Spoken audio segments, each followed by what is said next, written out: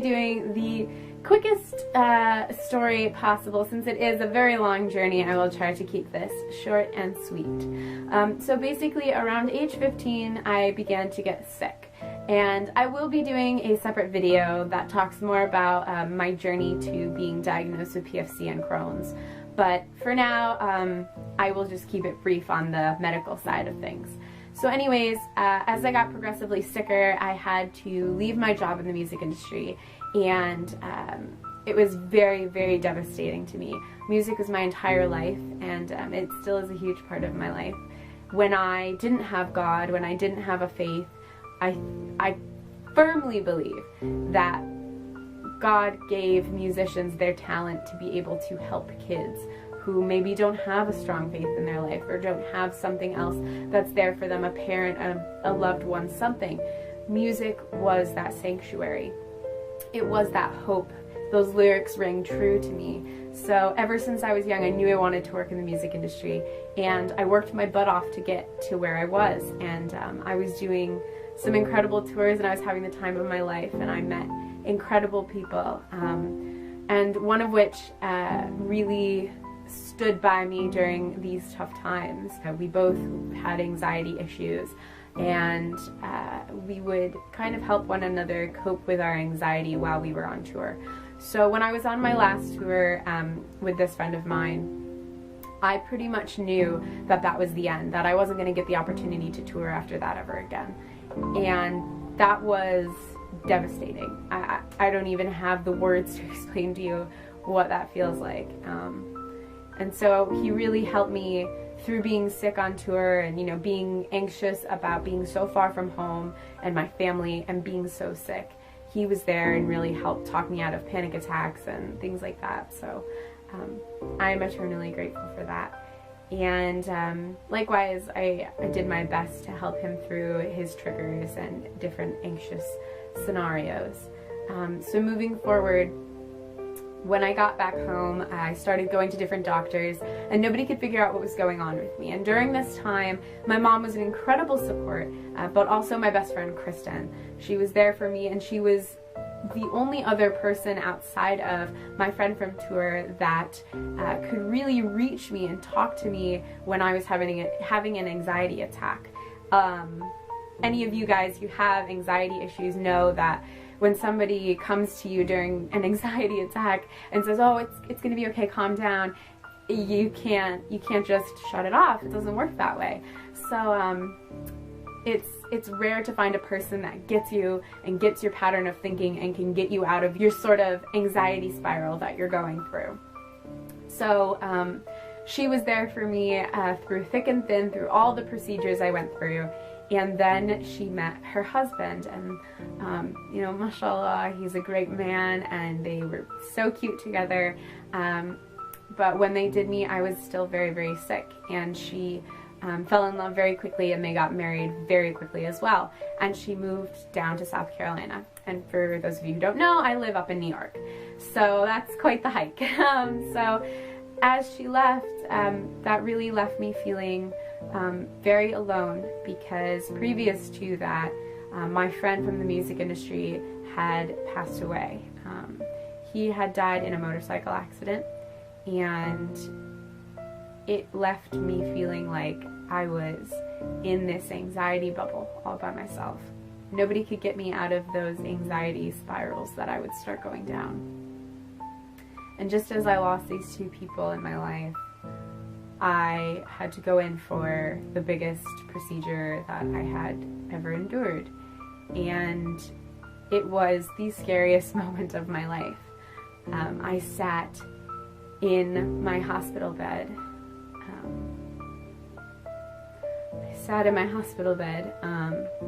Excuse me for getting emotional about this.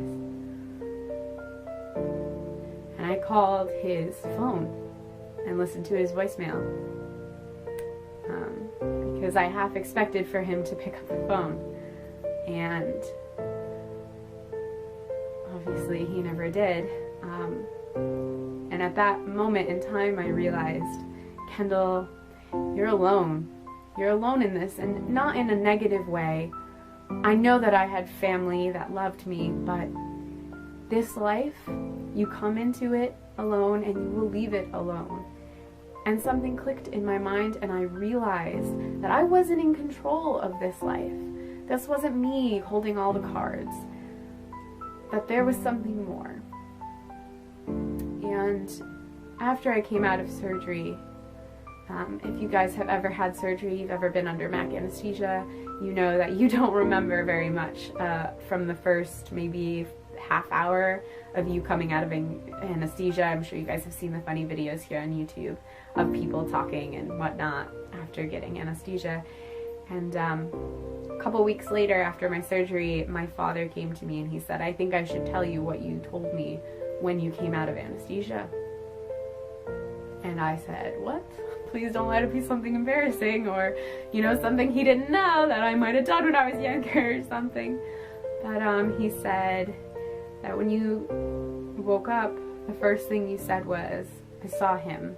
And I say him because I don't wish to say my friend's name, although many of you may be able to put the pieces together on who he is. I do not want to draw any attention to him or his family. He is simply mentioned because he is such an innate part in this journey of mine. But my relationship with him, I would like to keep completely private and do not wish to gain any sort of acknowledgement for knowing him or anything like that. So just for those reasons, I will keep him nameless in this video. But I said to my dad I saw him, and I just kept talking about him. I said he was okay, and that this is really hard to film, I'm sorry guys. And he told me to make sure his daughter was okay, and that his wife was okay, and just make sure that they were good. And that was really, really hard to hear coming back from my dad. And it really shook me, and it put me into a very emotional place. And I was sad and confused because I hadn't even gotten the chance to go to his funeral or his memorial because we lived on two different sides of the country.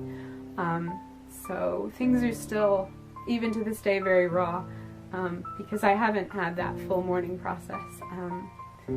So anyways, as I was in that state of mind, I came across a line from the Quran that said, "Allah does not burden one with more than they can bear." And that line kind of came at me like a ton of bricks, and I said, wait a second, maybe I've been looking at this all wrong. Maybe I'm given this life because I'm strong enough to live it, because I can do this, and that there's going to be a life after Crohn's, and a life after PFC, and all these tests and surgeries and doctors and pain, that it will one day stop.